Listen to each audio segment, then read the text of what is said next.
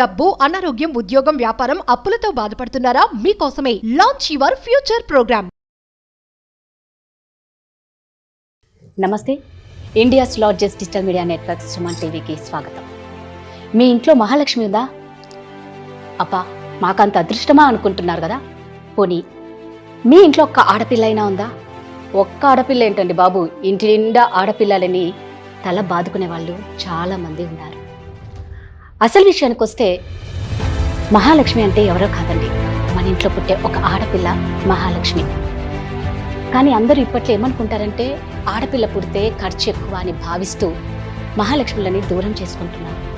కాదండి, మీ దృష్టిలో ఏంటంటే మహాలక్ష్మి అంటే తెచ్చేదే అవ్వాలి కానీ తీసుకుపోయేది కాదు కదా. ఇలాంటి బోల్డ్ అన్ని ప్రశ్నలు మీ మనసుకు వస్తున్నాయి కదా. అలాంటి ప్రశ్నలన్నిటికీ జవాబిచ్చే ఒక్క సుమన్ టీవీలోనండి మహాలక్ష్మి ప్రోగ్రాం ద్వారా మీ మనసుకు వచ్చే ప్రతి ప్రశ్నకు మేము సమాధానం ఇస్తాం. అదే అండి మా సుమన్ టీవీలో ప్రసారమవుతున్న మహాలక్ష్మి ప్రోగ్రాం.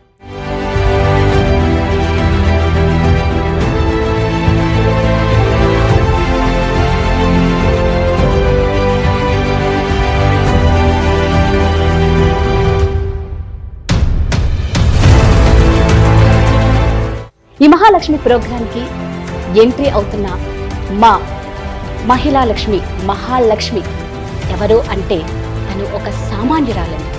కానీ తను చేసే పనులు మాత్రం అసామాన్యంగా ఉంటాయి.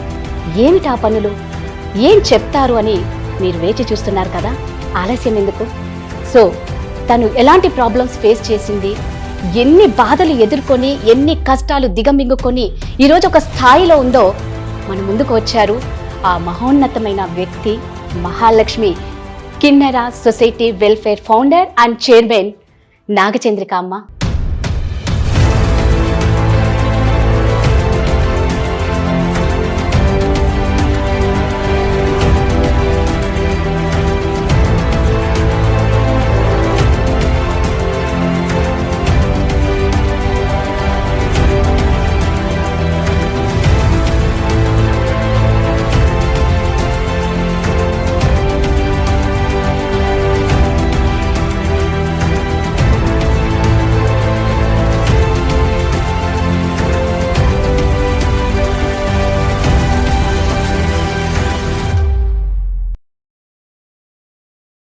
నాకు 2011లో రాష్ట్రపతి అవార్డు వచ్చింది.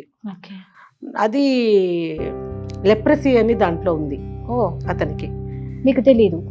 మీ కూతురు చనిపోయారు కదా. అది చచ్చిపోయింది నేను చచ్చిపోయినా కూడా నేను మర్చిపోలేను ఆ బాధ. మీ అమ్మగారు చనిపోయినప్పుడు అమ్మగారికి తలకొరివి కూడా మీరే పెట్టినారు అని విన్నాను. ఎంతమందికి మీరు తలకొరివి పెట్టారు? 653 మందికి పెట్టాను. ఎవరికో ఇస్తే మా నాన్నకు నేనే పెట్టాల్సి వచ్చింది తలకొరివి. నిజంగా హ్యాట్స్ ఆఫ్ అమ్మా. సీసా నిండా ఉన్నాయి టాబ్లెట్స్. అతి కష్టం మీదే మింగేశారు టాబ్లెట్స్. అది మొత్తం మింగేశారు. 11 సూసైడ్. పెంటకప్పులే వేసే వాళ్ళు ఉన్నారు, బయట చేసేట వాళ్ళు ఉన్నారని. అన్నం కావాలి ఆకలిస్తుందని ఏడ్చిన రోజులు ఉన్నాయి. వాళ్ళ ఇంట్లో ఉంటుంది కదా ఎవరికైనా. అప్పుడు ఎంత మందితో ఉన్నా అమ్మ ఒళ్ళో ఉండటం వేరే, అమ్మ దగ్గర పెరగటం వేరే. పెళ్ళి అయితే నా 10th క్లాస్ అంటే 15 years అప్పుడు మ్యారేజ్ చేసేసారు. వీధిలో అందరితో కొట్లాటలు, గొడవలు, రౌడీ రాని. సరే పోలీసులు వచ్చారు, అంతా రాసుకుంటున్నారు. ఏం చేసావమ్మా, ఏమి ఇట్లా అన్నీ చెప్పినాను. చక్కగా రాళ్ల గాజులు నెక్లెస్ పెడితే తప్ప నేను పెళ్లి చేసుకోవడానికి కూర్చున్నాను అనమాట. సరే నేను ఏం మాట్లాడి వెళ్ళిపోయినాక నగ తీసుకొని ఇచ్చి బయటికి ఇస్తాను. వెళ్ళాను హాస్పిటల్కి. అమ్మాయి డెడ్ బాడీని చూస్తుంటే కానీ ఏ తల్లికి రావద్ది బాధ. నేను ఒకటే చెప్తా తల్లిదండ్రులకు కూడా, మా నాన్న వాళ్ళు ఆ రోజు నాకు. అమ్మ నమస్తే. అమ్మా నమస్తే. ఎలా ఉన్నారమ్మా? బాగున్నాను అమ్మా. ఫస్ట్ ఆఫ్ ఆల్ ఇందాక నేను అన్నట్లు ఒక ఆడపిల్ల పుడితే చాలామంది అంటే హ్యాపీగా ఫీల్ అయ్యే వాళ్ళు ఉన్నారు, కడుపులోనే ఆ బిడ్డను తీసేవాళ్ళు ఉన్నారు, పుట్టిన తర్వాత చెత్తదిప్పలో వేసేవాళ్ళు ఉన్నారు. కానీ ఆడది ఒక శక్తి అని అంటూ ఉంటారు. నాకు ఆల్రెడీ మీ గురించి తెలుసు కాబట్టి చాలామందికి మీ గురించి తెలియని విషయాలు చాలా ఉన్నాయి. ఆ ఒక్కటే మనం షేర్ చేసుకోవాలని ఈరోజు నేను ఈ మహాలక్ష్మి ప్రోగ్రాంకి మిమ్మల్ని ఆహ్వానించాను. సుమన్ టీవీ తరపున ఫస్ట్ మీకు ధన్యవాదాలు. సంతోషం, నాకు కూడా చాలా మంచి అవకాశం ఇది. ఎందుకంటే చాలా మామూలు ఛానల్స్లో నేను ఇంటర్వ్యూస్ ఇచ్చాను. ఓకే, ఇంతసేపు నేను చేస్తున్న ఒక వ్యవస్థ గురించి మాట్లాడడం తప్ప నా గురించి నేను ఏ రోజు ఎక్కువగా చెప్పలేదు. ఎందుకంటే వ్యక్తిగతంగా మనము ఆ స్టేజ్కి వచ్చినామంటే ఆ వ్యక్తిగతంగా ఎన్ని ఎదుర్కొని ఉంటాము, ఏ స్థాయికి వెళ్ళింటాము అనేది కూడా కంపల్సరీగా అవసరం. అది రైట్, చాలామందికి తెలుసుకోవాలి. అది ఏదో ఒక స్థాయికి వెళ్ళిన తర్వాత ఏదో పొగడ్డము, అబ్బా చాలా బాగా చేస్తున్నారు మీరు, చాలా గొప్పవాళ్ళు మీరు అనటము, ఆ గొప్ప ఆ స్థాయికి మధ్యలో ఉన్నటువంటి ఒక ఆ వ్యవస్థ దాని అవస్థలు వ్యవస్థలు అనుకోండి, అవస్థలు కూడా అందరికీ తెలియాలి. అట్లాంటి అవస్థలు పడుతూ కూడా ఈ సమాజంని ఎదుర్కొంటూ ఒంటరిగా మహిళ ఒక శక్తి స్వరూపంతో ఎలా బయటకు వచ్చింది అనేది. ఎందుకంటే ఆడపిల్ల మహాలక్ష్మి అనే దానికంటే కూడా కష్టము అనే విషయం అందరూ కూడా వాళ్ళను ఇప్పుడే అన్నారు. వాళ్ళని వదిలేయటము, పెంటకొప్పల పట్టేయటము, ఇట్లా ఎన్నో చేస్తుంటారని. కానీ అది వ్యర్థం కాదు. ఎంతో గొప్ప శక్తి అనేది తెలియాలంటే కంపల్సరీగా ప్రతి ఒక్క మహిళ లైఫ్లోకి వెళ్ళాలి. ఎందుకంటే కొన్ని చెప్పుకోగలుగుతారు, కొన్ని చెప్పలేని వాళ్ళు ఉంటారు, చెప్పుకోలేని వాళ్ళు కూడా ఉంటారు. కానీ ఇప్పుడు నాకు తెలిసి ఒకప్పటి వ్యవస్థ కంటే ఇప్పుడు ఉండేటువంటి సమాజంలో ఎటువంటి కష్టం పడ్డా కూడా ఆడపిల్లని ఇప్పుడు గౌరవిస్తున్నారు. ఎందుకంటే ఆ కష్టం వెనుకల వాళ్ళు ఇంత పడ్డారా అని దానికి తోడు నిలబడే వాళ్ళు, అభినందించే వాళ్ళు కూడా నేను చూస్తున్నాను. అంతకుముందు భయపడే వాళ్ళు ఏమైనా చెప్పాలంటే, చిన్న విషయం నోరు విప్పి చెప్పాలంటే పడిన కష్టం దాన్ని ఏ రకంగా తీసుకుంటారో, మన సమాజం బయటికి పోయినప్పుడు ఏ రకంగా మనల్ని అగౌరవపరుస్తారో, చిన్న చూపు చూస్తారో అని భయపడేవాళ్ళము. కానీ ఈరోజు ఆ భయాలు దాటిపోయి, ఎందుకంటే ప్రతి ఒక్కళ్ళు కూడా చాలామందికి అవేర్నెస్ వచ్చింది. ఇప్పుడు ఏం తెలుసుకుంటున్నారు, అయ్యో అంటున్నారు. మనం అనటంలోతో పాటు వాళ్ళకు తోడుగా నిలబడడానికి కూడా ముందుకు వస్తున్నారు ఎంతోమంది. ఆడవాళ్ళు వస్తున్నారు, మగవాళ్ళు కూడా వస్తున్నారు. కాబట్టి అలాంటి విషయాలను మనము షేర్ చేసుకుంటే ఇంకా తెలుస్తుంది. ఖచ్చితంగా ఏంటంటే ఒకరి అనుభూతి మరొకరికి ధైర్యాన్ని ఇస్తుంది. కంపల్సరీ మీరు అన్నారు కదా, ఎప్పుడైనా మనం ఒకరు ఎదిగారు అంటే ఏడుపు ఎక్కువ ఉంటుందండి. ఊరికి ఎదగరు, చాలా కష్టాలు ఉంటాయి, దాని వెనకాల చాలా బాధలు ఉంటాయి. అరే ఎదిగారు అని ఏడవడం కన్నా ఎదగడానికి ఏమిటి కారణం అని తెలుసుకొని నిజంగా మీరు కూడా దాన్ని ఫాలో అవుతే అందరూ ఎదుగుతారు. అమ్మ, మీ విషయానికి వస్తే అసలు ఫస్ట్ మీ బాల్యం గురించి స్టార్ట్ చేయండి. నా బాల్యం అనేది ఇప్పుడు మనం ఇప్పుడే మాట్లాడుకున్నాం. ఏమనంటే ఆడపిల్ల పెంటకొప్పలే వేసే వాళ్ళు ఉన్నారు, బయట చేసేట వాళ్ళు ఉన్నారని. పెంటకొప్పలే వేయకపోయినా నేను కూడా మా నాన్నకు ఒక్క కూతుర్ని, ముగ్గురు కొడుకులు. పెంటకొప్పలే వేయలేదు, కానీ మా నాన్న ఒక్క కూతుర్ని వాళ్ళ అక్కకి ఇచ్చేశారు. ఉండేది ఒక్కటే కూతురు కదా, ముగ్గురు కొడుకులు కదా అనేది వాళ్ళు అడుగుతూనే ముందు నన్ను సంతోషంగా మా అత్తగారు, మా మేనత్తకి ఇచ్చేశారంట. తర్వాత నాకు కొంచెం అంటే పెరుగుతున్నప్పుడు కొద్దిగా అమ్మా నాన్నల దగ్గర ఉండాలి అనేది అటువంటి ఒక ఉంటుంది కదా ఎవరికైనా. అప్పుడు ఎంతమందితో ఉన్నా అమ్మ ఒళ్ళో ఉండటం వేరే, అమ్మ దగ్గర పెరగటం వేరే. అది బీదరాలైనా ధనవంతురాలైనా అమ్మతో ఉండాలనుకుంటాం. అంటే మా మేనత్త నన్ను చాలా బాగా చూశారు, అయినా అమ్మను నేను కోల్పోయాను, దూరం అయిపోయాను అమ్మకు. అంటే అమ్మ అమ్మ ఉంది, నాన్న ఉన్నారు, అందరూ ఉన్నారు, అమ్మమ్మ తాతలు అంతా ఉన్నా కూడా నాన్న నన్ను మా మేనత్తకి ఇచ్చేసారు. ఆడపిల్ల పైగా కొంచెం ఆవిడ ఏదో వాళ్ళకు కొంచెం ఆస్తులు అవి ఉన్నాయి, ఆవిడేమో నాకు ఆడపిల్లే కావాలి అని అంటే మా నాన్న ఇచ్చేశారు. ఇవ్వకుంటే ఉంటే బాగుండేదేమో అనిపించింది నాకు. ఆ తర్వాత కూడా నేను మొన్నటి వరకు కూడా, మా నాన్న బతుకున్నంత వరకు కూడా ఆడపిల్ల అనేది ఎట్లా ఉంటుంది అనేది మా నాన్న ద్వారా నేను చూశాను. నాకెందుకో ఎవరన్నా పిల్లల్ని తల్లిదండ్రులు చాలా ప్రేమగా చూస్తున్నప్పుడు ఇది నిజంగానే ఈ ప్రేమ ఉంటుందా తండ్రికి? ఎందుకంటే ఇది నా విషయంలో చూశాను, నా బిడ్డల విషయంలో కూడా చూశాను. నా బిడ్డలకు కూడా తండ్రి ప్రేమ అంత పెద్దగా అందించలేకపోయాను. మీరు సింగిల్ పేరెంట్ కదమ్మా? నేను ఇప్పుడు సింగిల్ పేరెంటే. అంటే ఉన్నారు అతను, కానీ సింగిల్ పేరెంట్. చాలా సంవత్సరాలు 25 years అయిపోయింది. వాళ్ళకు కూడా అంత ప్రేమ అందినప్పుడు అంటే నాకు దగ్గరగా నా కళ్ళకు నా ఇదిగా ప్రేమగా చూసే తండ్రుల్ని తక్కువ మందిని చూశాను నేను. అది కూడా నాకు నిలబడిపోయింది మనసులో. కానీ కూతురుగా కన్న కూతురిగా నేను వాళ్ళకి దూరంగా పెరిగిన లాస్ట్ వరకు నాకు తోడు నింది నేనే, ఏ కొడుకులు లేరు. అందుకే కంటే కూతురునే కనాలని కూడా ఊరికే అన్నారు కదా. ఆడపిల్లకు ఉన్నంత అభిమానము ప్రేమ ఎవరు ఎంత కష్టపెట్టినా కూడా, ఎవరైనా కదా, తల్లిదండ్రులనే కాదు, భర్త కష్టపెట్టినా, తల్లిదండ్రులు కష్టపెట్టినా, బిడ్డలు కష్టపెట్టినా ఎంతో ఓర్చుకునేది ఒక తల్లి, ఆడది, అంతే. అది ఎంతమందికి అర్థమవుతుంది చెప్పండి. అలా పెరిగాను నేను. అదే తల్లిదండ్రుల దగ్గర లేకుండా మేనత్త దగ్గర, మామ దగ్గర పెరిగాను. బాల్యం కానీ వాళ్ళు చాలా బాగా చూశారు. తల్లిదండ్రుల కంటే కూడా ఎక్కువ చూశారు నన్ను. పెంచారు, పెద్ద చేశారు, చదివించారు. 10వ తరగతి వరకు నేను, అంటే మాది రాయలసీమ, కడప దగ్గర ఎర్రగుంట్ల అని ఒక పల్లెటూరు అన్నమాట. అక్కడే చదువుకున్నా 10th క్లాస్ వరకు. చదివిన తర్వాత నేను మళ్ళీ పెళ్ళి అయితే నా 10th క్లాస్ అంటే 15 years అప్పుడు మ్యారేజ్ చేసేసారు నాకు. మా ఇళ్ళల్లో అంతా చాలా చిన్న వయసులోనే పెళ్ళిళ్ళు జరగడము చేసేస్తారు. అమ్మకు కూడా 13 yearsలో అయ్యింది అట్లా అనమాట. అట్లా నాకు కూడా 15వ సంవత్సరం పెళ్లి చేశారు. 10 పాస్ అయ్యాను, పెళ్ళి అయింది. నేను పెరిగిన వాతావరణంలో మా మేనత్త, మామ, ఆవిడ కూడా కొంచెం భర్తతో కష్టాలు పడ్డారు. అంటే ఆయన ఇంట్లో తక్కువ ఉండేవారు అనమాట. సో అత్త నేనే ఎక్కువ ఉండేవాళ్ళము.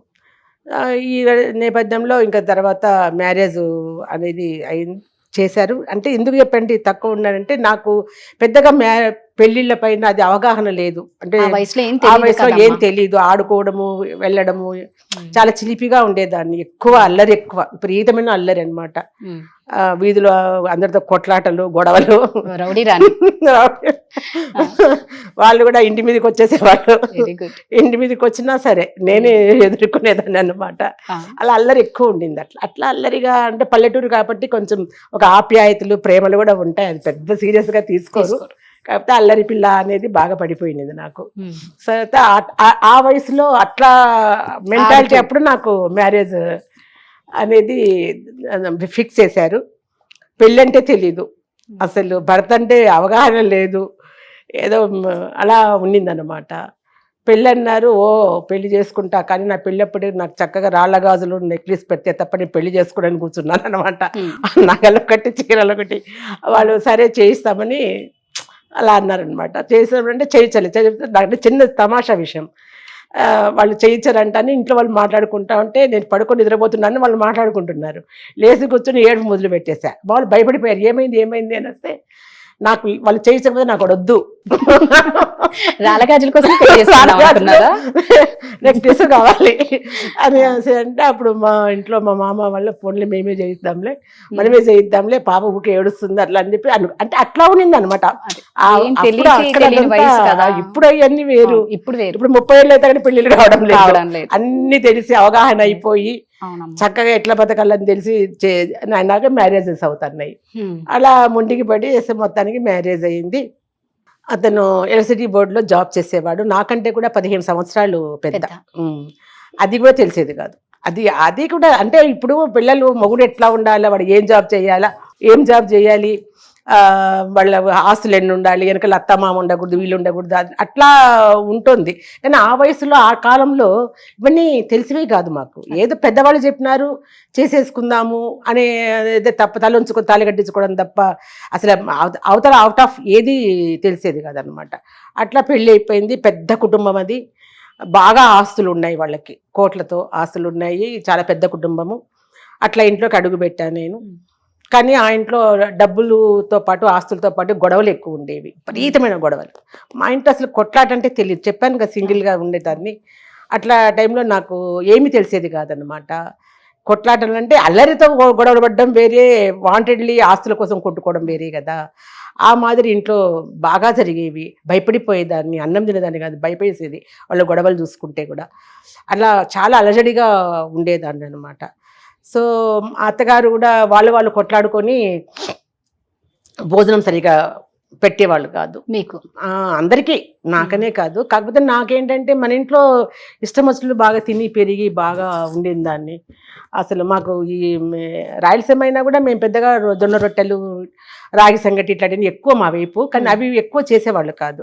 ఎప్పుడో ఫేమస్గా పండగ రోజు చేసుకుంటాం కదా అట్లా చేసేవాళ్ళు, కానీ డైలీ మనం తినే అలా. కానీ అక్కడ పోయిన తర్వాత అన్నం అని ఏడ్చేదాన్ని అనమాట, అన్నం కావాలని. నాకు ఒక విషయం గుర్తొస్తుంది.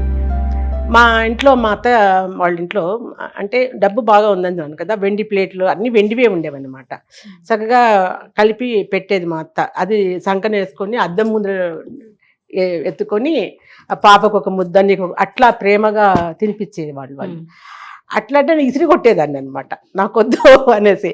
మా అత్త ఎప్పుడు తిట్టేది నన్ను, నువ్వు అన్నం అంటే లెక్క లేకుండా చేస్తున్నావు, నువ్వు అన్నమో రామచంద్ర అని ఏడ్చే రోజు వస్తుంది నీకు, తప్పు ఇట్లా అన్నం పడేయకూడదు అని తిట్టేది. మామూలుగా అనేది ఆమె, కానీ అది ఒక శాపంలాగా అవుతుందని నేను అనుకోలేదు. అన్నం కావాలి ఆకలి వేస్తుందని ఏడ్చిన రోజులు ఉన్నాయి వాళ్ళ ఇంట్లో. ఎక్కువ రోజులు కూడా పట్టలే పెళ్ళైన తర్వాత ఇదంతా జరగడానికి. ఆ తర్వాత ఒక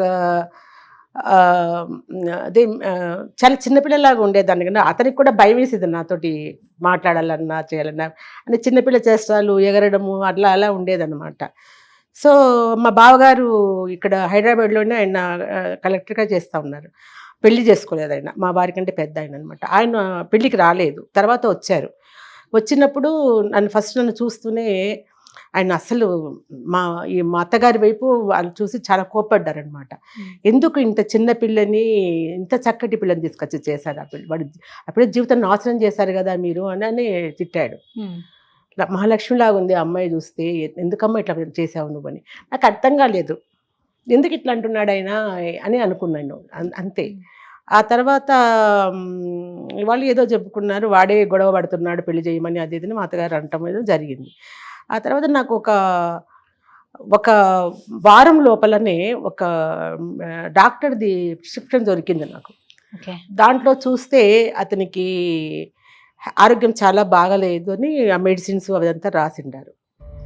అది లెప్రసీ అని దాంట్లో ఉంది. అతనికి మీకు తెలియదు అంటే ఇప్పుడు ఈ లెప్రసీలో కూడా 36 రకాలు ఉంటాయంట. అది అందరికి అంటువ్యాధి కాదు, కొన్ని మామూలు ఉంటాయి అన్నమాట. అది నాకు అప్పుడు తెలియదు, అదే ఉంది అందులో. సో నేను మా ఆడబిడ్డ, మా వారికంటే పెద్ద ఆమె టీచర్, నాతో చాలా బాగుండేది. ఆమె చాలా పెద్దది కదా నాకంటే కూడా, చాలా బాగా చూసేది. కానీ ఆమెకు తెలిసి ఇవన్నీ, అది కూడా ఆమెకు లోపల ఎక్కడో బాధ ఉంటుంది అనుకుంటా. అందుకని నేను చాలా ఇదిగా చూసేది, చాలా ప్రేమగా, చాలా ఎప్పుడు తెలిసింది. అంటే మీకు మామూలుగా ఆ ప్రిస్క్రిప్షన్ చూడకపోతే మీకు తెలిసేది కాదు అసలు. అతను మామూలుగా ఉంటాడు, చూడడానికి చాలా బాగుంటాడు, ఏమి తేడా లేదు, చక్కగా ఉండేవాడు, మంచి బంగారు రంగులో మనిషి, హైట్ అంతంత బాగుండేవాడు. అసలు ఎవరు నమ్మరు కూడా అతనికి జబ్బు ఉందంటే. తెలిసింది, మా ఆడబిడ్డ దగ్గర తీసుకెళ్ళి ఏంటి వదినా ఇది అని అడిగితే అప్పుడు తను చెప్పింది, ఎవరికి చెప్పొద్దు అది ఇదండి. మా ఇంట్లో కూడా ఇంకొక విషయం చెప్పాలి, తల్లిదండ్రులు చేసే తప్పు ఏంటంటే, ఆడపిల్లకి పెళ్ళి అయిపోయి అత్తగారింటికి పోయేటప్పుడు అప్పగింతలప్పుడు నువ్వు అత్తగారింట్లో ఉన్నప్పుడు జాగ్రత్తగా ఉండాలి, అమ్మగారి గురించి పొగడకూడదు, తర్వాత అత్తగారింట్లో ఏం జరిగినా కూడా అమ్మగారింటికి చెప్పకూడదు, నువ్వు ఏ కష్టమున్నా నువ్వే భరించాలి తప్ప అక్కడ అమ్మ వాళ్ళంటే చెప్పకూడదు, ఇవన్నీ బయటికి రాకూడదు, ఇవన్నీ మా నాన్న నాతో వెళ్ళేటప్పుడు చెప్పారు. మరి ఆ రోజుల్లో కాబట్టి కొంచెం ఇదిగా ఉంటుంది కదా. నాన్న అలా చెప్పేటప్పటికి నాకు భయం వేసింది, ఏమని చెప్పాలో నేను ఇప్పుడు ఇదంతా ఈ కష్టాన్ని. ఇక్కడ అన్నము సరిగ్గా లేదు, భోజనము సరిగ్గా పెడతలేరు వాళ్ళు, పైగా ఇంత జబ్బు అతనికి, 15 సంవత్సరాల పిల్లని నేను, ఏంటి నేను ఎవరికి చెప్పుకొని బాధ నేను. నాకు మా అదే మామ అత్త వాళ్ళు పెంచిన వాళ్ళు ఉన్నారు కదా, మాకు ఇవి పాలిష్టాలవి గనులు మా పక్క ఎక్కువ ఉంటాయి. అవి అంతా బిజినెస్లు అవన్నీ ఉండేవి అనమాట. బాంబే, బెంగళూరు, షిడ్ది ఇట్లంతా వెళ్తారు, గ్రానైట్స్. అవి ఇంకా ఇదంతా జరుగుతుంది. నాకు ఎవరికి చెప్పాలి, వాళ్ళు అత్త వాళ్ళు చెప్పొద్దన్నారు కదా, అక్కడ వీళ్ళతో చెప్తే వీళ్ళతో ఏం సంబంధం లేదు, నాకేం తోచలేదు, ఏం చేయాలో తెలియక అక్కడ ఇంకా ఎందుకు నేను బతకడము, బయటికి పోలేను, రాలేను, లోపలికి ఉండలేను వీళ్ళతోటి, నాకు ఇంత భయం వేసింది జబ్బు అనేటప్పటికి అనేసి టాబ్లెట్స్ ఉంటే ఆ టాబ్లెట్స్ మొత్తం సీసా నిండా ఉన్నాయి టాబ్లెట్స్. అతి కష్టం మీద మింగేశారు టాబ్లెట్స్, మొత్తం మింగేశారు. 11 సూసైడ్. ఇక నాకు దారి లేదు, నేను ఆ ఇంట్లో ఉండలేను, అతనితో బతలేను, నాకు భయం వేస్తుంది, ఎవరికి చెప్పుకోవడానికి లేదు, తల్లిదండ్రులకు చెప్పడానికి లేదు, ఆ పరిస్థితి అన్నమాట. ఇంకా ఏం చేయలేక మింగేశాను మొత్తం అండి. మింగేసిన తర్వాత ఇక ఒక 2-3 అవర్స్ తర్వాత స్టార్ట్ అయిపోయింది. ఇతనేమో ఆఫీస్కి వెళ్ళిపోయినారు. ఇక మా అత్త వాళ్ళు, మా పెద్ద తోడి కోడలు వాళ్ళంతా పక్కన, చిన్న తోడలు అంతా ఇట్లా ఉంటారు, పక్క ఇళ్ళల్లో ఉంటారనమాట. ఎవరితో ఎవరు మాట్లాడకూడదు, మా తోడికోడలతో మాట్లాడకూడదు. తోడికోడలు అంటే చాలా పెద్ద ఆమె, ఆమెకు 6 మంది పిల్లలైతే వాళ్ళ పిల్లలందరూ నాకంటే పెద్దవాళ్ళే. నేనే చిన్నదాన్ని ఆ ఇంట్లో. అందరు 10th క్లాస్ అమ్మాయిని, వాళ్ళంతా బిఏలు బీఈడీలు అంత ఎంఏలు చదువుతున్నారు వాళ్ళంతా కూడా. నేను ఒక్కదాన్ని చిన్నపిల్లని ఆ ఇంట్లో. ఆమెతో మాట్లాడి చెప్పకూడదు, ఆమె బాగానే మాట్లాడతారు నాతో, కానీ వీళ్ళెవరు చూసేటప్పుడు ఆమెతో మాట్లాడకూడదు నేను, అంటే ఆమెకు కూడా చెప్పలేను. సరే బాగా టాబ్లెట్స్ అన్ని మింగినాను. ఇంకా కొంచెం మత్తు వస్తుంది అనమాట. అప్పుడు టాబ్లెట్స్ ఒక బట్టలు ఆరేద్దామని బయట వరండాలోకి వెళ్ళి ఇట్లా మంచం ఎక్కి ఇట్లా నాకు బాగా గుర్తుంది ఇప్పటికి కూడా, ఇట్లా బట్టలు వెయ్యబోయి అక్కడే కుప్పలాగా కూలిపోయాను మంచంలో. తెలుస్తోంది కానీ అన్నీ తెలుస్తున్నాయి కానీ ఇంకా కళ్ళు తెరవలేకపోతున్నాను. అక్క అంటే పెద్ద ఆమె అక్కడే ఉన్నారు, కూర్చొని ఉన్నారు. ఆడ పరిగెత్తా వచ్చేస్తున్నారు వాళ్ళంతా కూడా. వచ్చి ఏమైందిరా అని ఇట్లా ఎత్తుకుని పట్టుకుని అంటే నేనేం చెప్పలేదు. మా బావ కొడుకుంటాడు, అబ్బాయికి జగదీష్ అని, అబ్బాయికి చెప్తుంది, రే వెళ్ళురా మీ చిన్నాన్నని పిలుపో అంటుంటే, అబ్బాయి వస్తున్నారు, చిన్నాన్న వస్తున్నారు అని చెప్పినారు. ఇంకా అతను కూడా వచ్చారు మా వారు. వచ్చిన తర్వాత అందరూ కూడా డాక్టర్ని పిలుచుకురమ్మంటే వాళ్ళ పర్సనల్ డాక్టర్స్ ఆయన ఉంటే ఆయన పిలిపించారు. చూస్తేనే ఈ అమ్మాయి ఏదో పాయిజన్ మింగింది, అది చాలాసేపు అయినట్టుంది, మొత్తం ఇట్లా గోర్లు పెదాలు అంతా కూడా బ్లాక్ అయిపోయాయి అనమాట. బ్లాక్ అయిపోయింది. సరే హాస్పిటల్కి తీసుకెళ్ళి, గవర్నమెంట్ హాస్పిటల్కి తీసుకపోండి, మేమేం చేయకూడదు ఇక్కడ, తీసుకెళ్ళిపోండి అన్నారు. అంటే ఇంకా అప్పుడు ఆటోలు ఇవన్నీ ఏమి లేవు కదా, ఆ రిక్షాలో కూర్చోబెట్టుకుంటే మా అక్క ఏడుస్తుంది, ఒళ్ళో పడుకోబెట్టుకుంది. ఎందుకు ఇంత పని చేసినావురా, ఒక్క మాట నాకు చెప్పొచ్చు కదా నువ్వు అని అంటుంది. నాకు ఈ సమాధానం చెప్పే శక్తి కూడా లేదన్నమాట. తీసుకెళ్ళి గవర్నమెంట్ హాస్పిటల్ జాయిన్ చేశారు, అంత అయిపోయింది. పోలీసు వాళ్ళు కూడా వచ్చినారు. పోలీసు వాళ్ళు వచ్చేసి నాకు తెలుస్తుంది అనమాట. ఇంకా పోలీసు వాళ్ళు వచ్చినారు, వాళ్ళు తీసుకుంటారు కదా, వాగ్దానం తీసుకుంటారు కదా. ఆ టయానికి కరెక్ట్గా ఎవరో నా పక్కకు వచ్చి చెప్పారు, టాబ్లెట్స్ ఎక్కడివి అని చెప్తే మా నాన్న ఇచ్చాడని చెప్పు అని చెప్తున్నారు. మా నాన్న మెడికల్ డిపార్ట్మెంట్ అండి, మెడికల్ ఆఫీసర్గా పనిచేసేవారు. నాన్న ఇచ్చారని చెప్పు అని చెప్పి అనేది నాకు వినపడుతుంది. సరే పోలీసు వాళ్ళు వచ్చారు, అంతా రాసుకుంటున్నారు, ఏం చేసావమ్మా ఏమి ఇట్లా అన్నీ చెప్పినాను నేను. చెప్పిన తర్వాత ఎక్కడివి నీకు టాబ్లెట్స్ అంటే మా నాన్న ఇచ్చినారు అని చెప్పమన్నారు అని చెప్పినారు. మా నాన్న ఇచ్చారని చెప్పాల, మా నాన్న ఇచ్చారని చెప్పమన్నారు. ఎవరు అంటే ఎవరో తెలియదు, ఇక్కడ పక్కన చెప్పినారు అని చెప్పారు. సరే వాళ్ళు ఏమనకుండా బయటికి వెళ్ళిపోయారు. ఇంకా అంతా మేనేజ్ చేసుకుంటారు కదా, కేసు కాకుండా, అది మామూలు జనరల్ అది చేశారు. తర్వాత వాళ్ళు 24 గంటలు చెప్పలేము మేము అన్నారనమాట. అంత స్థాయికి వెళ్ళిపోయారు. నాకు కూడా ఇంకా అయిపోయింది అని తెలుస్తుంది అనమాట. అట్లా అయిపోయిందండి. అంటే మరణం అంటే ఏంటి అనేది నేను చూశాను, అంచెల దాకా వెళ్ళాను. అవి అనుభూతి కూడా నాకు తెలుసు ఎట్లుంది అనేది చూసి బతికి చచ్చిపోతారు కదా ఎవరైనా కూడా. నేను మళ్ళీ బతికి చూసా అది ఎట్లా ఉంది అనేది తెలిసింది నాకు, ఆ నరకమో స్వర్గమో ఏదో అనేసి. ఆ తర్వాత మామూలుగా బతికినాక ఇంటికి పంపించేసరి వచ్చేసాను. మా మామ ఎక్కడో ఉన్నారు కదా, మా మామ బాంబేలో ఉన్నారంట అప్పుడు, నన్ను పెంచిన ఆయన ఏం చేశారు, ఆయనకి ఎందుకో మనసు స్థిమితంగా లేదంట. అక్కడికి పోయిన తర్వాత ఏదో జరుగుతోంది, పాపకి ఏదో బాగలేదు, ఏమో అవుతోంది అని చెప్పేసి ఆయన ఇంకా అక్కడ ఉండలేక బిజినెస్ కూడా అక్కడ పక్కన పడేసి డైరెక్ట్గా ట్రైన్స్ ఉంటాయి మాకు ఎక్కువ అక్కడ సైడ్, డైరెక్ట్గా బాంబే టు కడప వచ్చేసారు. వచ్చేసి నేరుగా మా ఇంటికి వచ్చేటప్పటికి నేను ఇంకా మంచంలో బ్లడ్ అంతా ఇరిగిపోయి, మనిషిని చిన్నపిల్లను కదా ఎంతో ఎట్లా అయిపోయింది. ఆ మంచంలో పడుకొని ఉంటే మామ వచ్చి ఏమైంది అని అంటే, ఇట్లా జరిగింది అని చెప్తే మా మామ ఏం మాట్లాడకుండా వెళ్ళి ఆటో తీసుకొని వచ్చేసి, రిక్షా తీసుకొని వచ్చి నన్ను ఇట్లా తీసుకొని పడుకోబెట్టుకున్నాడు. ఏం మాటలు, ఎవరు పిలిస్తే పలకలేదంట ఆయన, ఏం సమాధానం చెప్పాల. నేరుగా తీసుకొని ఊరికి వచ్చేసారు, ఎర్రగుంట్లకు తీసుకొచ్చేసారు. ఇంటికి తీసుకొచ్చినాక ఇక అమ్మకి వాళ్ళకి అప్పుడు ఈ ఫోన్లు అవి ఏం లేవు, టెలిఫోన్స్ అట్లా లేవు. అక్కడ పోస్ట్ ఆఫీస్లో ఉంటే పోస్ట్ ఆఫీస్కి చేస్తే వాళ్ళని పిలిపించి మాట్లాడేవాళ్ళు, లేదా టెలిగ్రామ్స్ ద్వారా. ఆ విధంగా పోస్ట్ ఆఫీస్ పిలిపించి మాట్లాడితే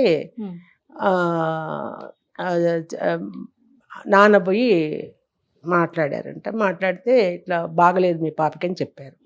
చెప్తే ఇంక సరే అమ్మను నాన్న అమ్మకు కూడా అట్లనే అవుతుందంట, ఏదో పాపకు బాగలేదు అనేసి. ఇక సరే వెళ్ళిపోదామని మా అమ్మ ఏడుస్తుంటే నాన్న ఇద్దరు కలిసి కడపకు వచ్చారు. వస్తే ఇంకా వాళ్ళని చూసి వీళ్ళు భయపడ్డారు.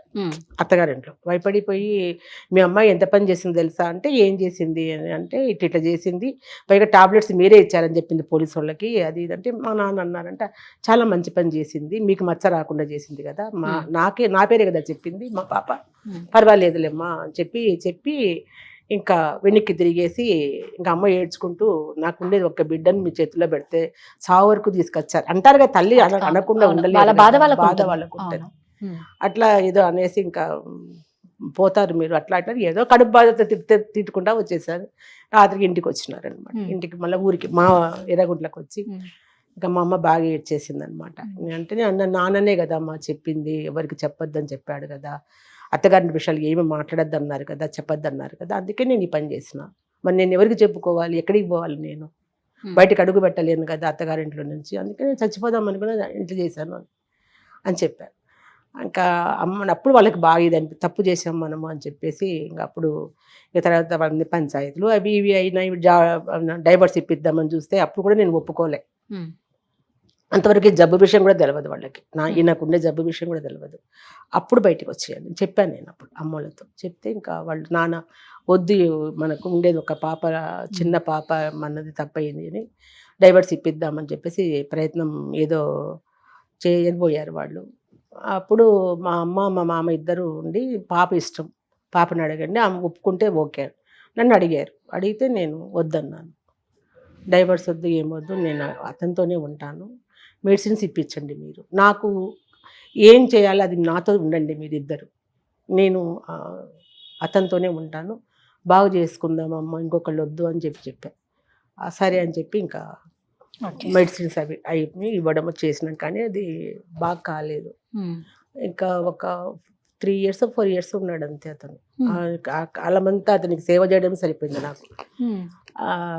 అంత చాలా మెడిసిన్స్ అవి ఉండేవి, అవన్నీ టైం ప్రకారం ఇవ్వను, అన్నీ చెయ్యను, మెడిసిన్స్ ఇవ్వను, అట్టా ఆల్మోస్ట్ ఆ విధంగానే జీవితం నడిచింది 3 years. ఓకే అమ్మా, నిజంగా విననికి చాలా బాధాకరమైంది. మీకు పిల్లలు? 2, పాప బాబు. విద్యుత్ సౌధలో నాకు జాబ్ వచ్చింది. 10th class అప్పుడు నేను చెప్పాక 10th class పెళ్లి చేశారండి. ఆ తర్వాత 10th class అయిపోతుంది, జాబ్లో జాయిన్ అయినాక నేను ఇంటర్మీడియట్ అవన్నీ కట్టుకొని అంబేద్కర్ యూనివర్సిటీ డిగ్రీ కట్టుకొని పాస్ అయ్యి, అంటే ఇట్లా ఉంటూ కూడా చేసి నేను ప్రమోషన్స్ తెచ్చుకుంటూ అట్లా నా కాలక్షేపం చేసుకుంటూ వచ్చాను.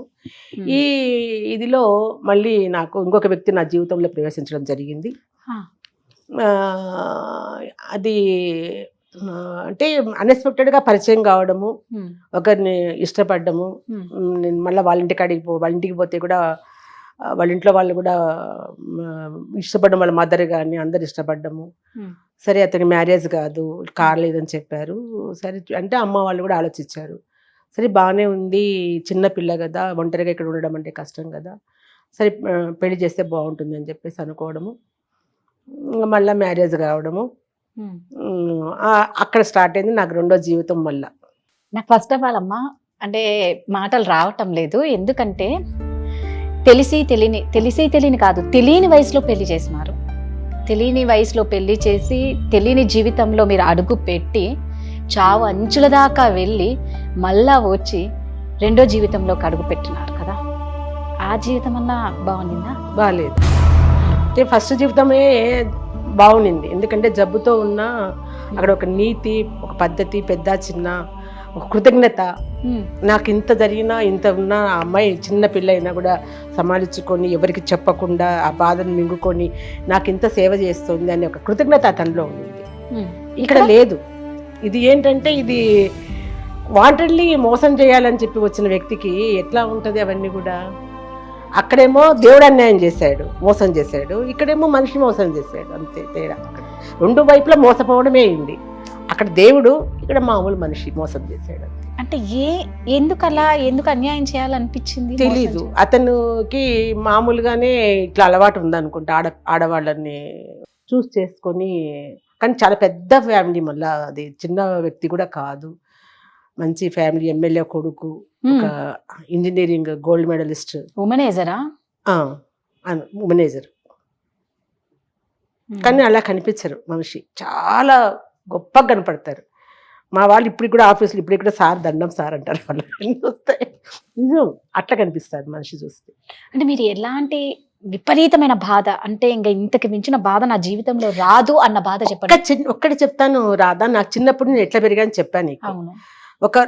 నాకంటూ కొన్ని బాగా ఇంట్లో బాగా డబ్బు ఉండేవాళ్ళం కాబట్టి నాకు చాలా నగలు కానీ బట్టలు కానీ కొద ఉండేది కాదనమాట. ఒక్కదాన్నే పెరిగా కదా నేను. ఒకసారి నా నెక్లెస్ ఎవరో అడుగుతారు కదా పల్లెటూరులో, పెళ్ళికి పోయేస్తాం ఇక్కడ పోయిస్తాం అని అంటే, నాకు ఇష్టపడి చేయించుకున్న ఒక నెక్లెస్ ఉంటే మెల్లో, వాళ్ళు వచ్చి అడిగితే మా అత్త ఇచ్చింది వాళ్ళకి, వేసుకొనిలే అని చెప్పేసి. నాకు తెలియదు అది. నేను ఏదో ఆడుకుంటూ స్కూల్కి పోయి వచ్చిన తర్వాత వాళ్ళు వచ్చారు, నెక్లెస్ తీసుకొని వచ్చిన తర్వాత, ఇది మీ దగ్గర ఎందుకు ఉంది అని అడిగాను నేను. అంటే పెళ్ళికి పోయినాము, అమ్మ ఇచ్చింది అని చెప్పినారు. సరే నేను ఏం మాట్లాడి వెళ్ళిపోయినాక నగ తీసుకొని ఇసి బయటికి ఇసి, చేత్తో నుంచి బంగారు నగ ఇసిరి బయటికి కొట్టిన. ఎందుకంటే ఒకరు వేసుకుంది నేను వేసుకున్నాను తెలుసు కదా, నువ్వు ఎందుకు ఇచ్చినావు. ఆ తర్వాత నేను దాన్ని మెళ్ళో పెట్టుకోలే నేను. అట్లాంటి వ్యక్తిని, ఇంతమంది ఆడవాళ్ళతో తిరిగిన వ్యక్తితో నేను సంసారం చేశానంటే ఆ బాధ ఎట్లుంటుందో ఒక్కసారి ఆలోచన. ఇప్పటికీ కూడా నాకు బాధ కనిపిస్తోంది. అంత నరకం అనిపించాను నేను. కానీ తట్టుకున్నా, ఎందుకంటే ఈ తట్టుకోవడం అనేది, దాన్ని ఓర్చుకోవడము, వాళ్ళతోనే బతకడం అనేది నాకు దేవుడు ఇచ్చిన, అది వరమో శాపమో నాకు తెలీదు.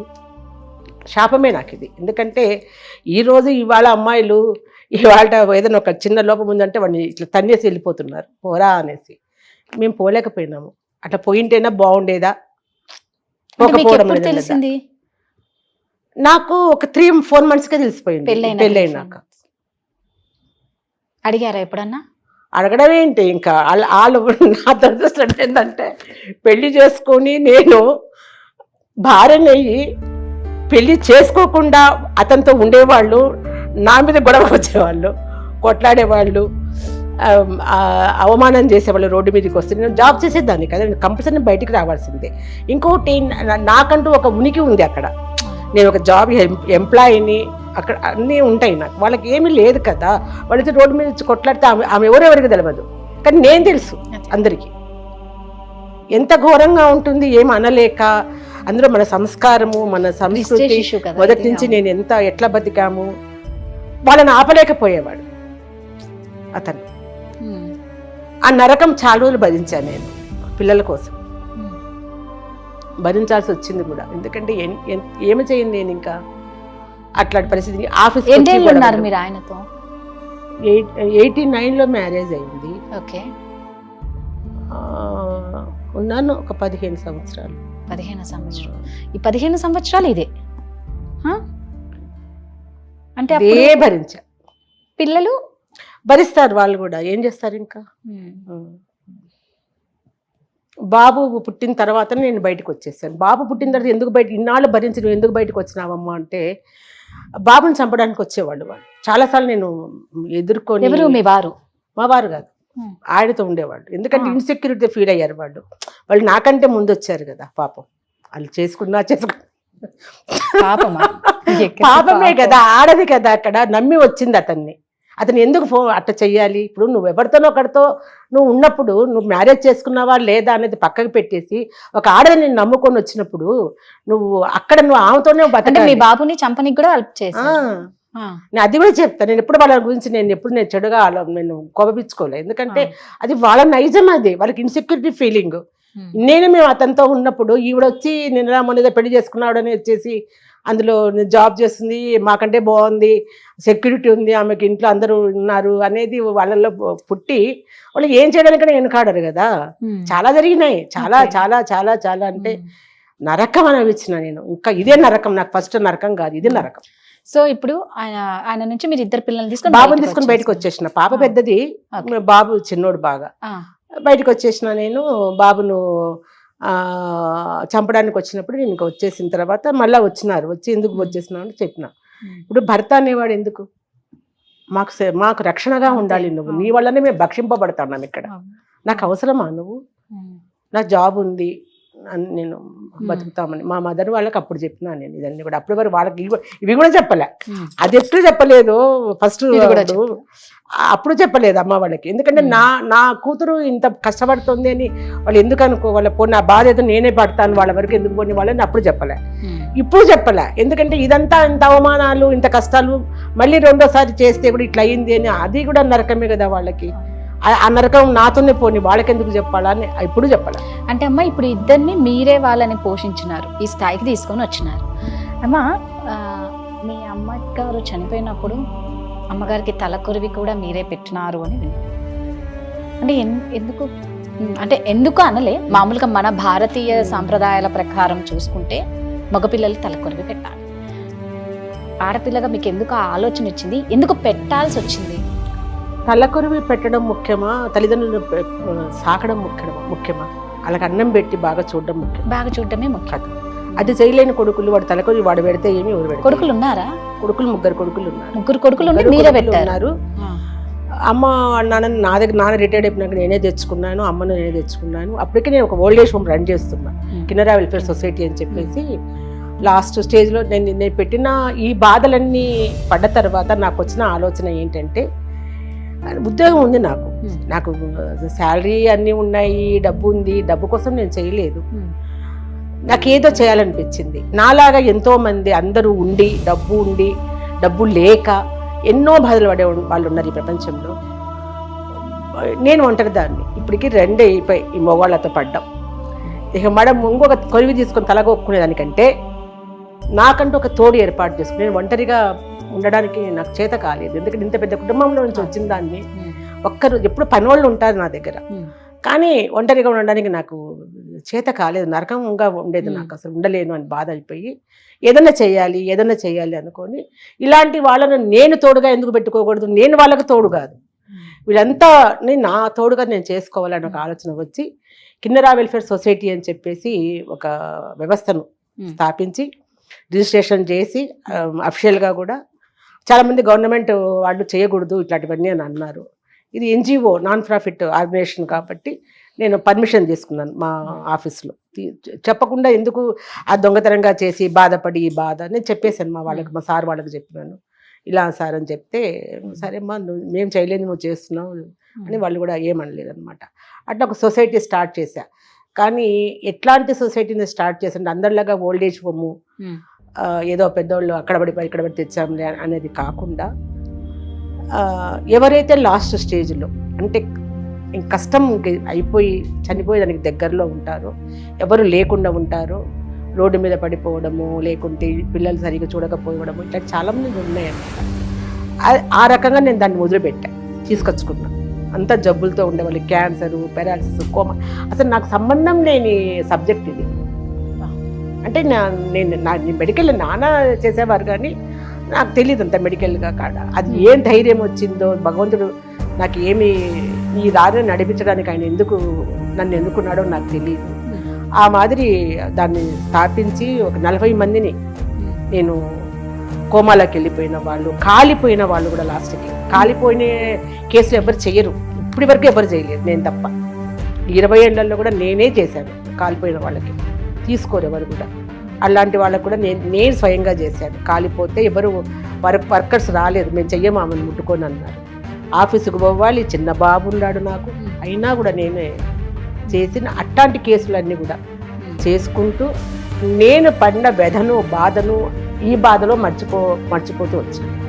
నిజంగానే నేను అందుకని ఒకటి అంటాను ఎప్పుడు కూడా, ఒక మగవాడు చాలా ఉన్నతంగా వచ్చాడు, చాలా పెద్ద ఇదిలో వచ్చాడంటే అతని వెనక ఒక ఆడది ఉంది అని అంటారు కదా. కానీ నేను చెప్తాను, ఒక ఆడది ఎంతో ఎదిగి ఇంత స్థితికి వచ్చిందంటే ఆ వెనకల ఆ బాధలు పెట్టి మూడుంటేనే వస్తుంది. Correct, exactly. ఎంత రాడు తేలిపోతే అవతల మొగుడు ఆ మగాడు అనేవాడు బాధ పెడితేనే ఆడది ఇంత స్ట్రాంగ్గా ఉంటుంది. ఆల్రెడీ మీరు 2 చూసి వచ్చారు కాబట్టి ఈరోజు మీరు లాస్ట్ స్టేజ్లో, అంటే మీ సొసైటీలో మొత్తం లాస్ట్ స్టేజ్లో ఉన్న వాళ్ళనే తీసుకొచ్చుకుంటారు. లాస్ట్ స్టేజ్ డిప్రెషన్కి గురైన వాళ్ళు ఉన్నారు.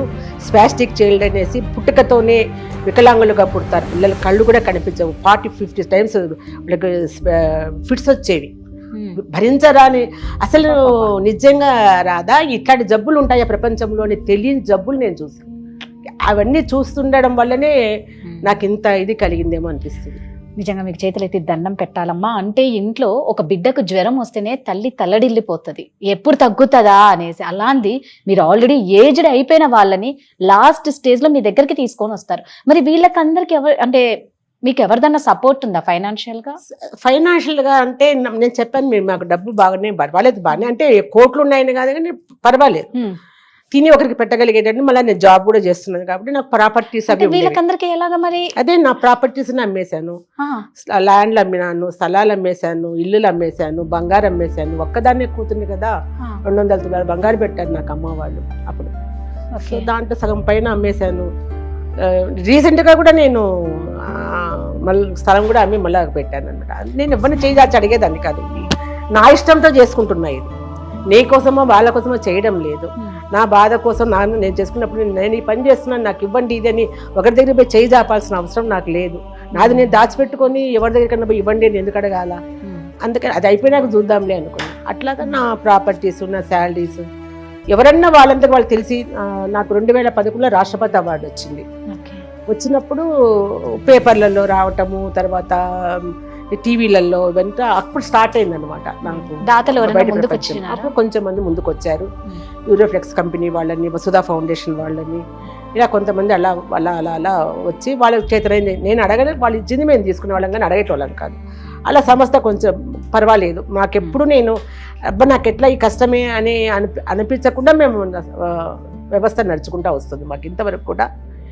ఈ నేపథ్యంలో నాకు ఇలాంటి పరిస్థితుల్లో నాకు ఒక చిన్నజేరి స్వామివారి పరిచయం కావడము, స్వామివారిని ఒక ఫంక్షన్కి పిలిచాను. నేను పిలిచినప్పుడు రవీంద్ర భారతిలో చేస్తే అది ఫంక్షన్ తరికెళ్ళ భరణి గారు చాలామంది వచ్చారు ఆ రోజు నా పుట్టినరోజు కూడా జూన్ 22. అప్పుడు ప్రతి సంవత్సరం చేస్తాను నేను స్వామివారి దగ్గర. అది కూడా ఆ సంవత్సరం స్వామి అక్కడ పెట్టామన్నమాట. ఫస్ట్ టైం స్వామిని రావడము, ఆ రోజు మేము చేసినటువంటి సేవలు అవన్నీ కూడా మేము డెమో చేసాము ఆయన వారి ముందర. అది చూస్తే నేను చాలా ఆశ్చర్యపోయారు. ఒక స్త్రీ అందులో జాబ్ చేస్తూ ఇట్లాంటి వ్యవస్థను నడపడం అంటే చాలా కష్టము, ఆమె చాలా ఇదిగా చేస్తున్నారు అంటే. నేను చెప్పాను, ఓల్డేజ్ హోమ్లో రెంటెడ్వి తీసుకునే వాళ్ళము, చనిపోయే వాళ్ళకు చాలా ఇబ్బంది, ఇది డెడ్ బాడీని ఎక్కడ పెట్టాలో తెలిసేది కాదు, ఇదొకటే నాకు చాలా కష్టంగా ఉందని స్టేజ్ పైన మాట్లాడుతూ బాధపడినప్పుడు ఇంకా ఆయన ఒక మాట ఇవ్వడము, మీకు స్థలం ఇప్పిస్తాను నేను. సో ఇప్పుడు స్థలం ఇచ్చారు. ముచ్చెంతలలో స్టాచ్యూ ఆఫ్ ఈక్వాలిటీ దగ్గర మాకు ఒక 1/2 ఎకరా స్థలం ఇవ్వడం జరిగింది. ఓకే అమ్మ, ఫైనల్గా ఎంతమందికి మీరు తలకొరివి పెట్టారు? ఇప్పుడు 20 సంవత్సరాల ప్రయాణం మాది. చాలా మంది వేల మందికి చేశాం మేము. వందలకు కాదు, వేల మందికి చేశాం. అందులో ఎంతోమంది, కొంతమంది చనిపోయిన వాళ్ళని వాళ్ళు వచ్చి తీసుకుపోయి ఉంటారు. ఎవ్వరు లేని వాళ్ళు, ఇంకా విధాయకం లేకపోతే నేను పెట్టాను. అది 653 మందికి పెట్టాను. అబ్బా, 653 మందికి మీరు తలకొరివి పెట్టారు, మీ అమ్మతో కలిపి? అమ్మ నాన్నతో కూడా. నాన్న కూడా నేనే పెట్టా తలకొరివి. చెప్పాను కదా, కూతురు వద్దు అని మా నాన్న ఎవరికో ఇస్తే మా నాన్న లాస్ట్ మా నాన్నకు నేనే పెట్టాల్సి వచ్చింది తలకొరివి. నిజంగా హ్యాట్స్ ఆఫ్ అమ్మ. తలకొరివి పెట్టడం అంటే అంత చిన్న విషయం కాదు. అమ్మా నాన్న కాకుండా 653 మందికి తలకొరివి పెట్టిందంటే, మామూలుగా అంటూ ఉంటారు ఆడవాళ్ళు మగవాళ్ళకి ఏ మాత్రం తీసిపోరు సమానమని, ఇంకా ఆడవాళ్ళే ఒక స్టెప్ పైన ఉన్నారు, ఎక్కువ ఉన్నారు అని నిజంగా చూడొచ్చు. అమ్మ, ఫైనల్గా ఒక్కటే నేను అడగాలనుకున్నా, మీ కూతురు చనిపోయారు కదా, ఒక 2 years అయిపోయింది కదా? 2 years. అడగొచ్చా? అడగండి, పర్వాలేదు. ఎలా చనిపోయిందమ్మా? పాపను ఇష్టపడే చేసుకున్నారు వాళ్ళు. చేసుకున్న తర్వాత వాళ్ళు కూడా బాగా ఉండేవాళ్ళు. అబ్బాయి ఒక రకమైన మెంటాలిటీ అతనికి. నాకెందుకు అప్పుడు నచ్చలేదు అబ్బాయి. నచ్చలేదు, వద్దు అనుకుంటే వాళ్ళు వదలలేదు, తిరగటం అట్లా అయింది. వద్దన్నానని పెళ్ళైతే అయ్యింది. మా ఇంట్లో అందరూ నన్ను ఆ అమ్మాయిని సపోర్ట్ చేశారు. బాగుంటుంది చేద్దామంటే చేసాము. అదే అబ్బాయికి బాగా మనసులో పడిపోయింది. మీ అమ్మకు నేను నచ్చలేదు, నన్ను రాని వద్దనింది అనేది ఆవిడ ఖచ్చితంగా పెట్టుకున్నాడు. ఒక్కొక్క మెంటాలిటీ ఒక్కొక్కటి ఉంటుంది కదా. అది ఇంకా చాలా విషయాలు అబ్బాయి వల్ల అంత సరిగా ఉండేది కాదేమనుకున్నా నేను. అమ్మాయిని మా ఇంటికి రానిచ్చేటోడు కాదు. పోనీ ఎక్కడో ఉందిలే, బతుకుతుంది కదా, బాగుంది అని అనుకున్నాను. కానీ కొద్ది రోజుల తర్వాత చాలా ఇబ్బంది పెడుతున్నాడు, కొడతాడు, ఇవన్నీ తెలిసిందనమాట. సో నేను ఈ మధ్యన అంటే ఒక 2 years అంతకుముందే చాలా ఆరోగ్యం పాడైపోయింది అమ్మాయికి. చాలా అంటే చాలా ఆరోగ్యం పాడైపోయింది. నేను వెళ్ళడానికి ఉండదు అక్కడికి, అమ్మని పంపడి ఇంటికి. ఇక్కడే కూకుట్పల్లి హౌసింగ్ బోర్డు. అట్లా జరిగిందనమాట.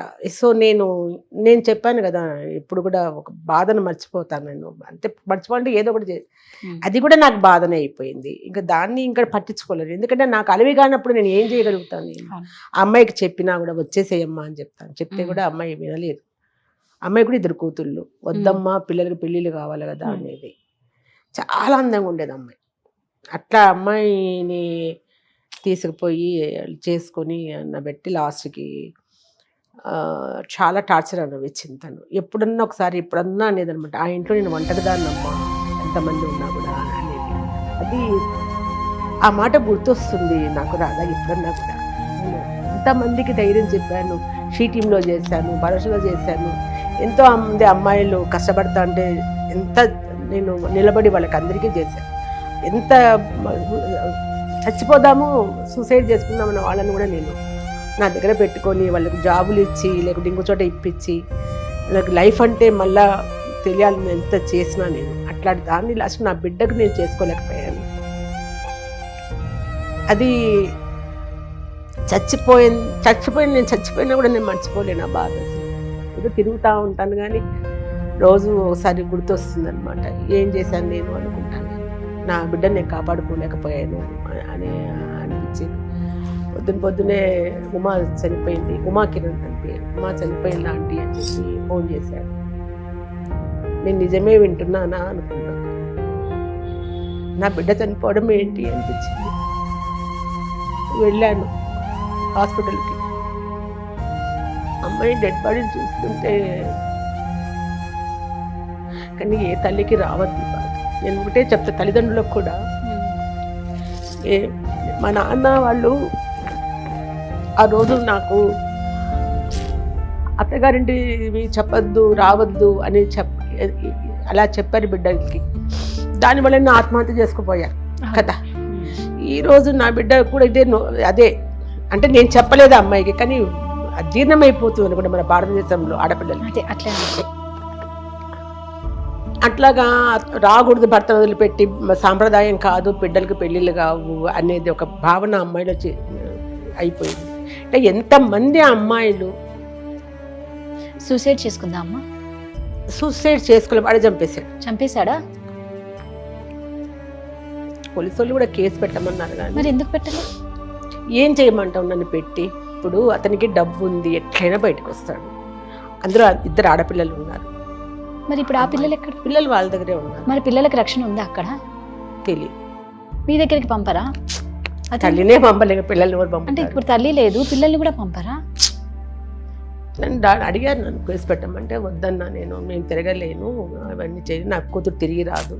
పైగా నేను ఒక మహోన్నతమైన పని నా ఎదురుగా ఉంది, హోమ్ కడుతున్నాను. నేను ఇవన్నీ వదిలేసి నేను అక్కడ తిరిగి పోలీస్ స్టేషన్లకు చుట్టూ తిరిగి కోర్టు పోయిన బిడ్డ ఎలాగో రాదు కాబట్టి ఉండేవాళ్ళనన్నా నేను చూసుకోవాలా, చేయాలా అనే ఆలోచనతో నా ధ్యేయం నాకు ముఖ్యం సార్, ఇవన్నీ కాదు. పోగొట్టుకోకుండా ఉండింటే అది వేరే, పోయిన తర్వాత ఎందుకు వెతుక్కోవాలా నేను అనే ఆలోచనతో నేను కేసు పెట్టకుండా ఏం చేయకుండా నేను ఉన్నా. ఒక్కటి రాదా, కాలమే తీర్పం చెప్తుంది. నాకు తెలిసి నేచర్ ఎప్పుడు వదిలిపెట్టదు ఎవరిని కూడా, ఏ తప్పు చేసిన. ఈ రోజు బాగుండొచ్చు, రేపంటే ఒక రోజు ఉంది. మంచి చేస్తే మంచి వస్తుంది, చెడు చేస్తే చెడు ఖచ్చితంగా వస్తుంది. ఒకప్పుడైతే పూర్వజన్మ సుకృతం, నెక్స్ట్ జన్మలో కర్మలేమో, కానీ ఈ జన్మలో మాత్రం ఈ జన్మకే ఇమ్మీడియట్గా ఇచ్చేస్తూ ఉన్నారు ఆ భగవంతుడు మాత్రం. ఓకే అమ్మా, మీ వాల్యుబుల్ టైం మాకు ఇచ్చినందుకు నిజంగా ధన్యవాదాలు. ఒకటి బాధ ఏంటంటే ఎంతోమంది లాస్ట్ స్టేజ్లో మీ దగ్గరకు వచ్చిన వాళ్ళకి మీరు ఒక ప్రాణం పోసి వాళ్ళ అంత్యక్రియలు మీరు చేసిన వాళ్ళు, ఎంతో గారాభంగా పెంచుకున్న బిడ్డని అల్లుడు చేతిలో బిడ్డ పోయింది అంటే నిజంగా ఏ తల్లికి రావద్దు ఈ నరకం, ఈ బాధ, ఆ తల్లి కడుపు కోత ఎవ్వరికి రావద్దు అని నిజంగా భగవంతుని కోరుకోవాలి. మీరు అనుకున్నది సాధించాలి. మీరు నెక్స్ట్ పెట్టబోయే కొత్తది కడుతున్నారు కాబట్టి మీరు అనుకున్నది సాధించి మీకు ఎట్టు పుణ్యం వీళ్ళదంతా వస్తుంది, మీరు ఇంకా ఎంతో మందికి సేవ చేయాలి అని సుమన్ టీవీ తరఫున నేను కోరుకుంటున్నానమ్మా. సో ఆడవాళ్ళు నేను ఒకటే చెప్పాలనుకుంటున్నామండి, మేము ఈ ప్రోగ్రాం ఎందుకు పెట్టాము అంటే దయచేసి చిన్న చిన్న వాటికి ఎవ్వరు కూడా త్యాగాలు, జీవితాన్ని అంతం చేసుకోకండి. సూసైడ్ అనేది ఎప్పటికీ పరిష్కారం కాదు. కిరోసిన్ పోసుకొని కాల్చుకుంటారు, ఎందుకు అంత సఫర్ అవ్వకండి. మనం బతికి ఏంటో చూపించాలి.